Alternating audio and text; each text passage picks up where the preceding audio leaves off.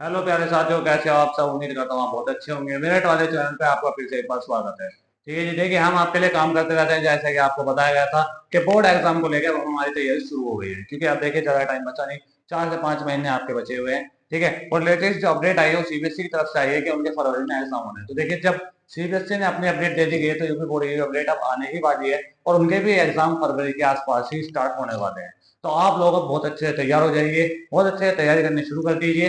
किसी भी चीज को अब आप हल्के में ना लें, किसी भी चीज को आसानी से ना छोड़ दें। ठीक है, हर सब्जेक्ट आपके लिए इंपॉर्टेंट है। ऐसा नहीं कि बहुत से बच्चे मैथ या साइंस या फिर अदर सब्जेक्ट में पढ़ते हैं। हर सब्जेक्ट आपके लिए इंपॉर्टेंट है। हर सब्जेक्ट में आपको नंबर अपने बनाने हैं। आज हम भी आपके लिए कुछ ऐसे लेकर आए इस वीडियो में। क्या है इस वीडियो में खास? इस वीडियो में खास है कि आपको जो भी आपके इंपॉर्टेंट चैप्टर्स हैं, मैथ के, साइंस के टॉपिक्स हैं और हिंदी के कुछ टॉपिक, मैंने तीनों सब्जेक्ट के टॉपिक लेकर आया हूँ। क्योंकि अगर आप इन्हें अपनी धीरे धीरे आप इन्हें हिट करना शुरू करते हैं, इनकी प्रैक्टिस करना शुरू करते हैं, तो आपके नंबर बहुत अच्छे आ जाएंगे। अब वीडियो को ना ज्यादा लंबा खींचते हुए देखिए, मैं सबसे पहले स्टार्ट करता हूँ आपके मैथ के चैप्टर्स के बारे में। ये मैथ के कुछ चैप्टर्स मैंने यहाँ पे लिखे हुए हैं जिनकी तैयारी आपको बहुत अच्छे से करनी है। अगर इन चैप्टर्स में से आप तैयार करके जाते हैं तो आपको एग्जाम में से 100 में से 80% इनमें से ही रखा मिलेगा। ठीक है जी। पहला आता है वास्तविक संख्या। ठीक है जी, पहला चैप्टर में वास्तविक क्लास 10th की मैं बात कर रहा हूँ। पहला चैप्टर आपका वास्तविक संख्या, जिसमें जो क्वेश्चन बनता है √2 ए परिमेय संख्या है, √5 एक अपरिमेय संख्या है, 2+3 √5 √1 अपरिमेय संख्या है। तो अपरिमेय संख्या वाले जो क्वेश्चन है उन्हें आप जरूर करें, वो बहुत इंपॉर्टेंट हो सकते हैं। इस चैप्टर में से वो क्वेश्चन हमेशा 5 नंबर या 4 नंबर का बनता ही बनता है। फिर दूसरा आता है समांतर श्रेणी। इसमें से बड़े क्वेश्चन भी बनते हैं, छोटे भी बनते हैं और एमसीक्यूज भी बनते हैं। तो इसमें से भी आप जरूर इसे करें। फिर आता है निर्देशांक ज्यामिति। निर्देशांक में समांतर श्रेणी वाले क्वेश्चन, जो समान दूरी वाले क्वेश्चन होते हैं वो निकल लेते हैं। ठीक है जी। या कोई त्रिभुज दे दिया जाता है, 2 साइड दी जाती है, 3 साइड आपसे पूछी जाती है, तो उसके क्वेश्चन भी आपसे 4 नंबर, 3 नंबर, 5 नंबर तक भी आपसे पूछे जाते हैं। फिर त्रिकोणमिति का परिचय। त्रिकोणमिति ट्रिग्नोमेट्री। ट्रिग्नोमेट्री का तो आप सबको पता ही है कि वो भी अच्छे खासे नंबर की आती है। आपको ट्रिग्नोमेट्री टेबल याद होनी चाहिए जिससे कि आप उसे अच्छे से कर पाए। नेक्स्ट आता है त्रिकोणमिति के कुछ अनुप्रयोग। इसमें से भी बहुत अच्छे अच्छे क्वेश्चन आते हैं। प्रायिकता और सांख्यिकी। देखिए दो चैप्टर ऐसे हैं, अगर इन्हें आप अच्छे से करते हैं, सांख्यिकी और प्रायिकता, तो भी आपके बहुत सारे क्वेश्चन, आपको तो मैं बता नहीं सकता कि बहुत सारे, लेकिन 2 या 1 क्वेश्चन आपको प्रायिकता में से भी आपको 1 या 2 क्वेश्चन जरूर 100% मिलेंगे, और सांख्यिकी में से भी आपको 2 या 3 क्वेश्चन आपको देखने को जरूर मिलेंगे। पृष्ठ क्षेत्रफल और आयतन, इसमें से भी आपको क्वेश्चन मिलता है। और देखिए जो ये है ना, त्रिकोणमिति के अनुप्रयोग और प्रायिकता, इनमें से हमेशा बड़े क्वेश्चन ज्यादा पूछे जाते हैं, यानी 4 4 नंबर के, 5 5 नंबर के आपसे क्वेश्चन पूछे जाते हैं, जिससे कि वो आपके अच्छे से हो जाए। ठीक है जी। अब यहाँ पे तो होगी मैथ के बारे में बात, क्योंकि अगर मैं मैथ में 8 चैप्टर आपके क्लियर हैं तो बेटा आप अच्छे से कर सकते हो। देखिए सब कुछ ना पढ़ने से अच्छा है कि कुछ चैप्टर्स को पहले आप तैयार करें। आप ये सोच रहे हो कि नहीं मैं अपने 12 चैप्टर को कन्फर्म कर लूं, ऐसा नहीं हो सकता, क्योंकि बोर्ड है और आप हर चैप्टर में अच्छे नहीं हो सकते। लेकिन अगर आप इन चैप्टर में से इंपॉर्टेंट क्वेश्चन उठा सकते हैं, इन चैप्टर्स को कर सकते हैं, तो आप बहुत अच्छे तरीके से इन चैप्टर को कर लेंगे और आपकी तैयारी भी अच्छी तरीके से हो जाएगी। अब आते हैं आपकी साइंस पे बात। ठीक है, यहाँ पे तो आगे मैथ पे बात, अब आती है आपकी साइंस के लिए। पहला चैप्टर रासायनिक अभिक्रिया एवं समीकरण है आपका।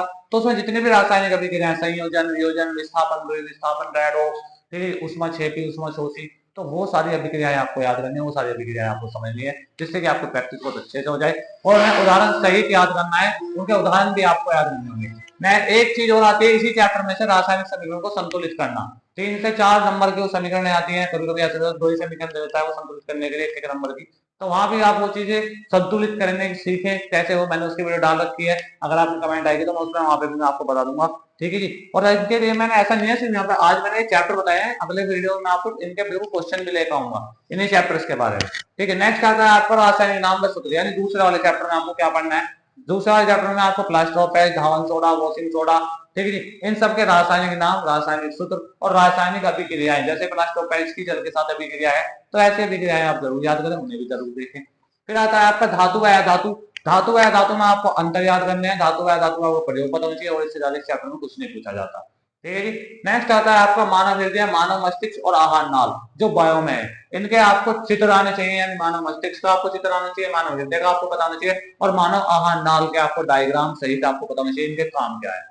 अनुवांशिकता का नियम। अनुवांशिकता में आपसे पूछ सकता है कि मेंडल ने मटर के पौधे को ही क्यों चुना, अनुवांशिकता का नियम क्या है, तो वहां पे भी आप उस चीज को अच्छे से करें, अनुवांशिकता के वाले चैप्टर को अच्छे से पढ़ें।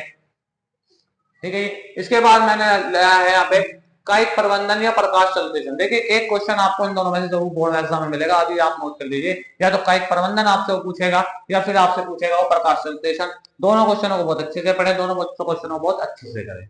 इसके बाद आता है आपकी थोड़ी फिजिक्स के बारे में। दर्पण वाले चैप्टर में जितने भी दर्पण का चीजें हैं कि दर्पण क्या है, तो उसके भाग, उत्तल दर्पण, अवतल दर्पण, वो कैसे कैसे यूज होते हैं, उनके प्रयोग क्या है, कहाँ यूज होते हैं, वो सारे आपको उसमें पढ़ने हैं। और दर्पण वाले चैप्टर में से आपके क्या निकलेंगे, आंकिक पर्सन न्यूमेरिकल निकलेंगे। तो आपको न्यूमेरिकल्स भी करने हैं और इस चैप्टर को अच्छा करना है। फिर आता है ओम का नियम। देखिए ओम का नियम बहुत इंपॉर्टेंट है, ओम का नियम पढ़ना है और ओम के नियम का सत्यापन कैसे करेंगे डायग्राम सहित। ठीक है, डायग्राम जो बना करना उसमें, जो ओम का नियम में आपने अभी डायग्राम पढ़ा होगा, ठीक है, बैटरी वैटरी लग जाती है, उसे भी मैं करा दूंगा।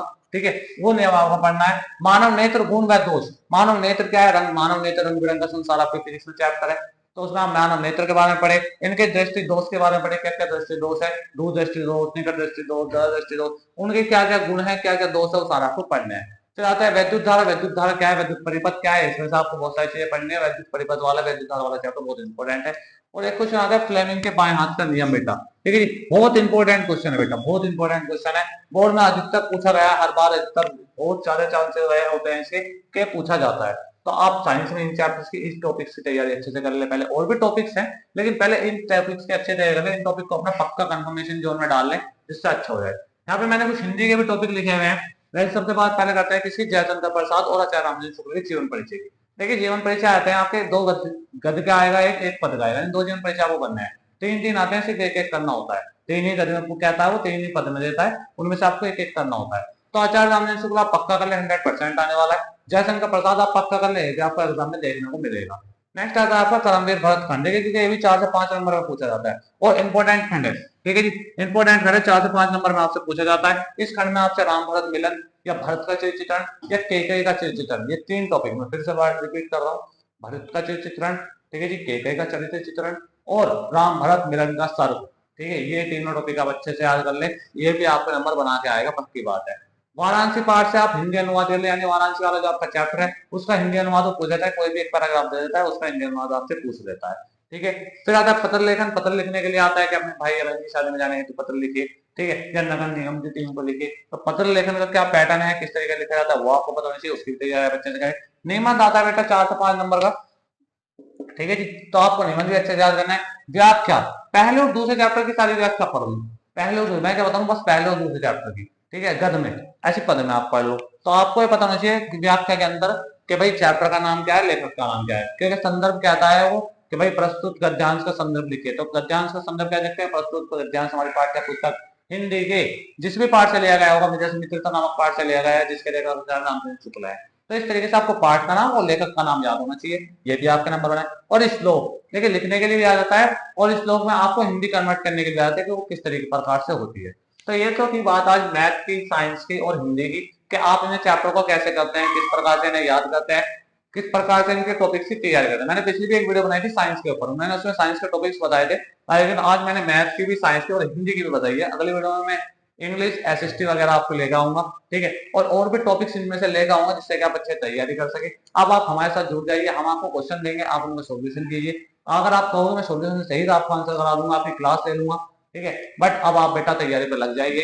ठीक है, अब सारी चीजें आपके हाथ में है, अभी कोई भी देर नहीं है। जिस बच्चे ने अब तक कुछ भी नहीं पढ़ा ना, वो इन टॉपिक्स को अच्छे से पढ़ ले, इन टॉपिक्स को अच्छे से कर ले, मैं ये कह रहा हूँ बहुत अच्छी परसेंटेज आ जाएगी 10th क्लास में।